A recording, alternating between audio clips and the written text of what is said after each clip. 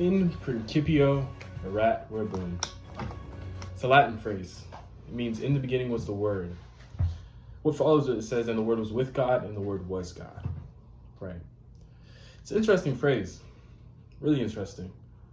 But especially because our topic today, what I'm talking about here is God created the heavens and the earth. Right.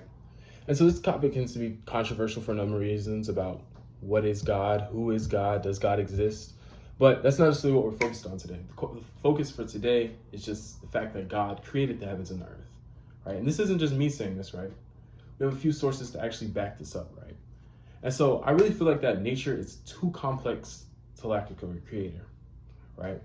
Like we look at the sky, we look at the sun, we look at, the way that the world works each and every day, and we find that it's unique with complexity. This is why we study science. This is why we study math. This is why we study engineering. This is why we take on the tasks that we do, because the reality is that they're so complex that we can dedicate our entire lives to trying to understand it. And so one example I would like to pull out is ant colonies. Ant colonies have so much intricacy to them. Some scientists have even said that it's more intricate than a spider's web, right? And I feel like that intricacy could not have happened just by itself. It couldn't have happened just pop down. Okay, this is the most intricate thing, more intricate than certain cities that we've built. It poses an interesting question. Well, if it didn't come out of nowhere, then where did it come from? We see these amazing feats of nature. Where could they have occurred from? And I think nature in itself, outside of the biological system, also poses some interesting questions. Like the Earth is synchronous and perfect in movement, right? Like the Earth is 150 million miles away from the moon, and like if it's situated at a perfect spot. This is from NASA. It's situated at a perfect spot. So where like if it moved, that would be incredibly problematic for all of creation, right? And that in itself, like if you move the Earth,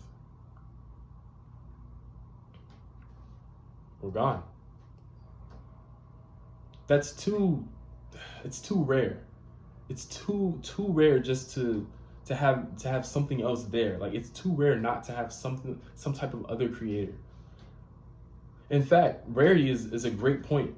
My third point right here is that the universe's beginnings are far too improbable.